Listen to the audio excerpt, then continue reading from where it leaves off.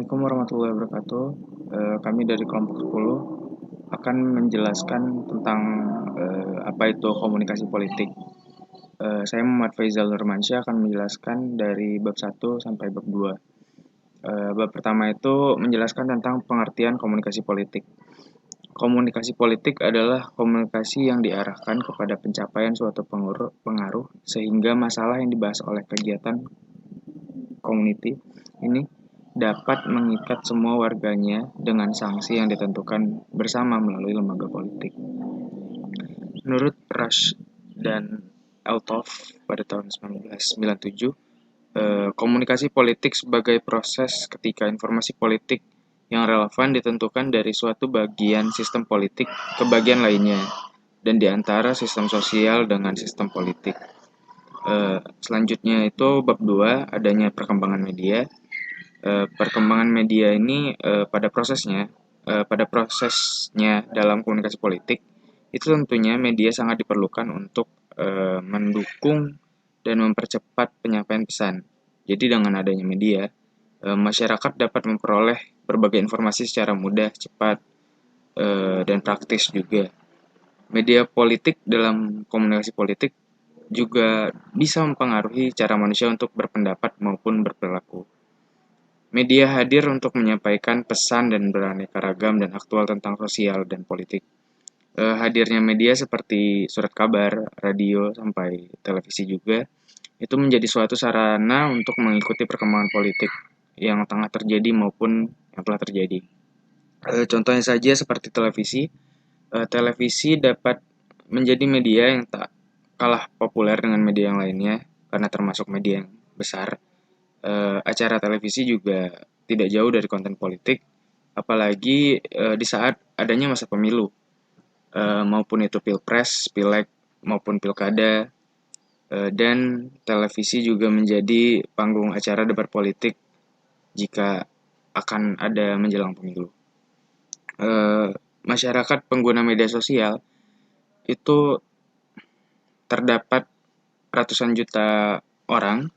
Hal ini juga menjadi salah satu faktor mendasar penggunaan media sosial untuk menyampaikan pesan politik dalam komunikasi politik. Media sosial menjadi salah satu sarana yang efektif untuk mendapat dukungan politik dari masyarakat. Media juga menjadi pihak ketiga antara politik dan masyarakat. Media juga memiliki akses yang lebih luas untuk menyebarkan suatu pesan yang dalam waktu singkat dapat dengan mudah diakses oleh sebuah layak. Media menjadi alat bantu yang kuat untuk mempengaruhi khalayak dalam penyampaian suatu pesan politik juga. Sedangkan untuk perkembangan teknologi, seiring dengan berkembangnya teknologi informasi dan komunikasi saat ini, itu mendorong adanya media yang lebih canggih dan praktis. Bisa dengan contohnya itu seperti internet sebagai media informasi. Internet itu sangat memudahkan seseorang atau masyarakat untuk mengakses apapun seperti informasi dan tidak ada batasnya maupun jarak dan waktu. Perkembangan media yang hanya bermula dari surat kabar, radio, hingga televisi kini berkembang pesat dengan munculnya adanya media sosial. Media sosial dapat dibuktikan dengan suatu efektivitasnya dalam komunikasi politik. Contoh dari media sosial seperti Twitter, Instagram, dan itu sangat bekerja untuk menyampaikan suatu informasi dengan sangat cepat. Sekian dari saya untuk bab 1 dan bab 2. Bab 3 akan dilanjutkan oleh teman saya. Baik, saya Nanda Arita Sulingga. Saya akan melanjutkan pemaparan yang sebelumnya sudah dibacakan oleh rekan saya. Di sini saya akan menjelaskan tentang media di negara demokrasi maju. Media komunikasi politik yang digunakan oleh negara demokrasi maju adalah libertarianism media theory atau pers liberal. Kaum libertarian berpendapat bahwa sifat alami individu untuk mencari kebenaran untuk mendapatkan kehidupan yang lebih baik dan sosial yang lebih baik. Libertarian teori berpendapat bahwa manusia tidak lagi dianggap bebas untuk dipimpin dan diarahkan. Kebenaran bukan lagi milik kodrati manusia, dan pers dianggap partner dalam mencari kebenaran. Pers memiliki fungsi, yaitu mengabdi kepada sistem politik dengan menyajikan informasi, diskusi, dan debat mengenai peristiwa umum. Kedua, menyebarkan penerangan kepada khayalak agar mampu berpemerintahan sendiri. Ketiga, mengawal hak-hak asasi pribadi dengan mengabdi kepadanya sebagai penjaga dalam menghadapi pemerintah. Keempat, mengabdi kepada sistem ekonomi, terutama dengan jalan mempersatukan para pembeli dan penjual barang dan jasa melalui media periklanan. Kelima, menyajikan hiburan. Keenam, mengusahakan dana bagi kebutuhan sendiri sehingga bebas dari tekanan pihak yang berkepentingan. Pers liberal memiliki kekurangan dan kelebihan. Kekurangan pers liberal yaitu 1. Sangat optimis bahwa media dengan sadar memiliki tanggung jawab. Kedua, sangat optimis bahwa tiap individu memiliki rasionalitas dan etikanya sendiri. Ketiga, mengabaikan konflik yang muncul dari kebebasan mencari kebenaran, misalnya kebebasan pers versus ruang private. Adapun kelebihan pers liberal adalah: pertama, media memiliki kebebasan. Kedua, menghindari kontrol pemerintah terhadap media. Seperti negara Amerika Serikat dan Jepang adalah contoh negara maju yang mengembangkan atau menerapkan teori pers liberal. Di Amerika Serikat, media sosial menjadi platform terkait komunikasi politik antar individu, politisi, pakar, hingga para pemimpin di Amerika Serikat. Pada media sosial, mereka dapat menyuarakan pendapat mereka yang terlibat dengan jaringan yang lebih luas. Berbeda dengan Amerika Serikat, berita, program, dan fitur khusus di televisi di Jepang memberikan laporan rinci tentang hubungan tentang perkembangan politik, ekonomi, dan sosial baik di dalam maupun luar negeri. Satu-satunya jaringan penyiaran radio dan televisi publik non-komersial, Japan Broadcasting Corporation atau Nippon Hoso Kyōtai atau NHK, menyediakan cakupan yang seimbang. Tidak seperti rekan-rekan mereka di Amerika Serikat, namun penyiar berita Jepang di NHK dan stasiun komersial biasanya membatasi diri pada peristiwa yang terkait dan tidak menawarkan opini atau analisis. Pemaparan selanjutnya akan dilanjutkan oleh rekan saya, Vinka.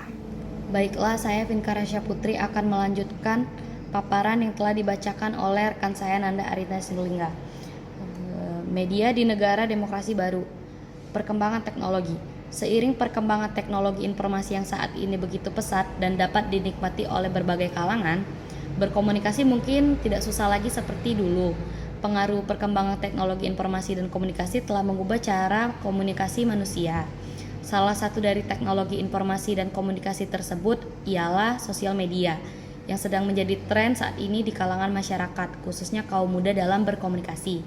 Dalam demokratisasi, ruang publik dapat berfungsi sebagai stimulator perwujudan demokrasi deliberatif.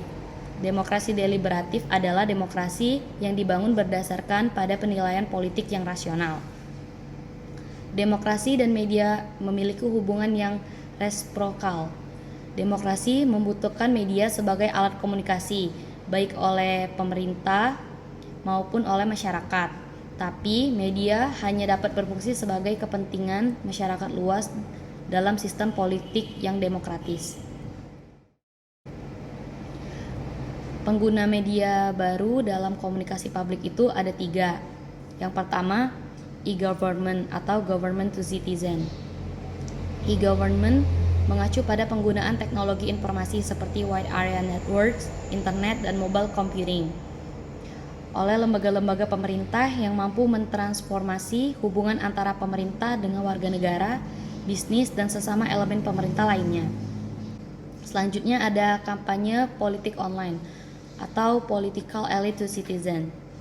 Seiring dengan perkembangan aplikasi internet dalam politik, juga muncul tren seperti pemilihan ketua organisasi atau partai politik menggunakan media online untuk mensosialisasikan pribadi kandidat dan program kerja dari para kandidat tersebut. Yang terakhir itu media aspirasi rakyat atau citizen to elite. Salah satu bentuk perubahan struktur pada komunikasi politik adalah pola dan peran warga dalam aktor politik itu sendiri. Komunikasi politik lewat media konvensional lebih menempatkan warga sebagai target yang harus dipenuhi agar bisa menguntungkan bagi elit yang memiliki kepentingan. Sekian presentasi dari saya dan akan dilanjutkan oleh rekan saya Alia. Kepada Alia, silakan. Pembahasan selanjutnya yaitu mengenai opini publik. Opini publik digambarkan sebagai proses yang menggabungkan antara pikiran, perasaan, dan usul yang diungkapkan oleh warga negara secara pribadi terhadap pilihan kebijakan yang dibuat oleh pejabat pemerintah yang bertanggung jawab atas dicapainya ketertiban sosial dalam situasi yang mengandung konflik perbantahan dan perselisihan pendapat tentang apa yang akan dilakukan dan bagaimana melakukannya. Selanjutnya, dalam opini publik terdapat ruang lingkup, di mana berdasarkan distribusinya, opini publik terbagi menjadi 3, yaitu pertama, opini publik yang tunggal atau disebut dengan individu, kedua, opini publik beberapa orang atau kelompok, dan ketiga, opini publik banyak orang atau massa. Lalu yang terakhir, opini publik terdapat beberapa karakteristik, yaitu pertama, terdapat isu, arah, dan intensitas mengenai opini publik. Kedua, kontroversi menandai opini publik. Ketiga, opini publik mempunyai volume berdasarkan kenyataan.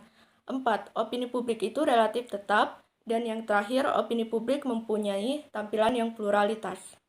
Saya Nyimasita, saya akan menjelaskan tentang media di negara otoriter. Media yang digunakan di negara otoriter adalah authoritarianism media theory atau pers otoriter. Teori otoritarian merupakan teori normatif yang menempatkan semua bentuk komunikasi di bawah kontrol elit pemerintah atau otoritasnya. Model komunikasi yang terjadi pada paham otoritarianisme adalah komunikasi satu arah. Dalam menjalankan tugasnya, baik dalam menyampaikan gagasan, pemikiran, maupun pesan, orang otoritarian hanya mengenal satu bentuk komunikasi, yaitu instruksi. Bentuk komunikasi seperti persuasif yang untuk meyakinkan dinilai menghabiskan waktu dan tidak efisien. Meski kebebasan bersuara dibatasi, namun selama pandangan yang dikemukakan tidak mengancam pemerintahan, maka masih diperbolehkan. Teori otoriter ini seringkali juga disebut dengan sistem otoriter berkaitan erat dengan sistem pengawasan terhadap media massa yang daya pengaruhnya dinilai sangat kuat, sehingga pers dijuluki dengan the fourth estate atau kekuasaan keempat, dan radio siaran dijuluki the fifth estate atau kekuasaan kelima, setelah lembaga legislatif, eksekutif, dan yudikatif. Masing-masing diakui sebagai kekuasaan pertama, kedua, dan ketiga. Ada pula kelebihan dan kekurangan dari teori otoriter ini. Kelebihannya adalah konflik dalam masyarakat cenderung berkurang karena adanya pengawasan hal-hal yang dianggap dapat menggoncangkan masyarakat dan mudah membentuk penyeragaman atau integritas dan konsensus yang diharapkan pada negara sedang membangun yang memerlukan kestabilan. Ada juga kekurangannya nih. Kekurangan teori otoriter adalah adanya penekanan terhadap keinginan untuk bebas mengemukakan pandangan atau pendapatnya. Ada juga mudah terjadi pemberedelan penerbitan media yang cenderung menghancurkan suasana kerja dan lapangan penghasilan yang telah mapan. Dan ada juga tertutupnya kesempatan untuk berkreasi. Itu saja yang dapat kami sampaikan, kurang dan lebihnya kami mohon maaf. Wassalamualaikum warahmatullahi wabarakatuh.